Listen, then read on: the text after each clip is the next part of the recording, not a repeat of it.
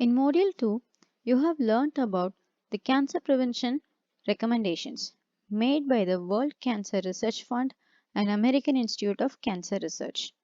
In this class, we will talk about adherence to these guidelines. Why isn't everyone following them? Did you know that about one third of the most common cancers can be avoided if we eat healthier and move more? So, why are these unnecessary cases of cancer still occurring? Is it simply that people have always been unaware of the risk factors? Well, no. Recommendations for cancer from the World Cancer Research Fund and American Institute of Cancer Research have existed for more than 10 years. These recommendations are designed to prevent cancer at an individual and population level. They are the basis of public policies and personal choices. If effectively implemented, they can reduce the occurrence of cancer for people, families, and communities. And indeed, many studies have shown that the risk of different types of cancer is lower for those adhering to the cancer prevention recommendation. However, adhering to these guidelines appear to be difficult for most people.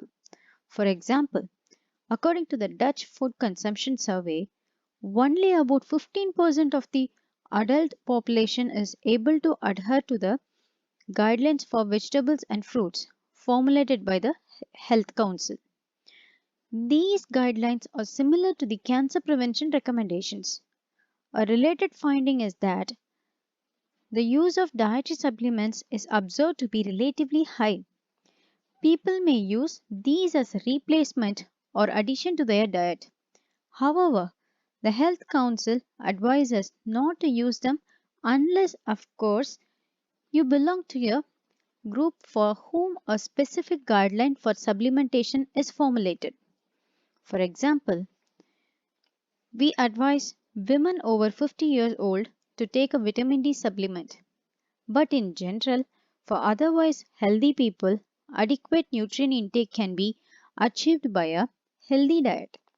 It is better to get your vitamins naturally from foods than by taking a supplement. Another issue is the relatively high intake of alcohol. In several Western countries, alcohol intake is also high among teenagers, including young women. Why does this matter? Well, at the time young women start drinking alcohol, their breast tissue proliferates intensively. So, their alcohol intake then may increase their breast cancer risk later in life. But even though many people already know that consuming alcohol is bad for you, only few are consciously limiting their alcohol intake.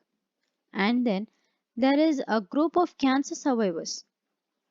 They can also benefit from following the cancer prevention recommendations.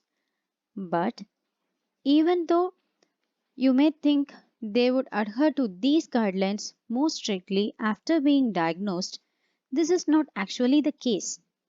Research shows that only few cancer survivors follow the guidelines during or after cancer treatment, and most of them only do so for a short amount of time.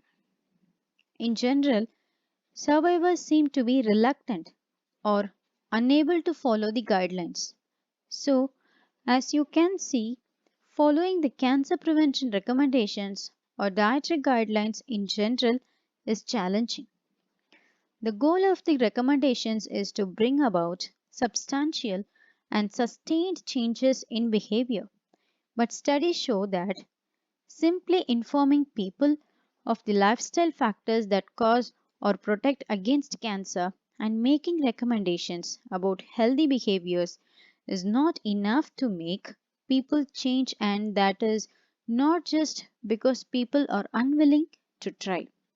Many environmental, economic, and social factors, such as the availability of certain foods and a healthy physical environment, are beyond people's personal control. So, if we truly want people to achieve healthy and sustainable dietary patterns and physical activity, we need concerted and integrated action from governments, the private sector, and health professionals. Thank you.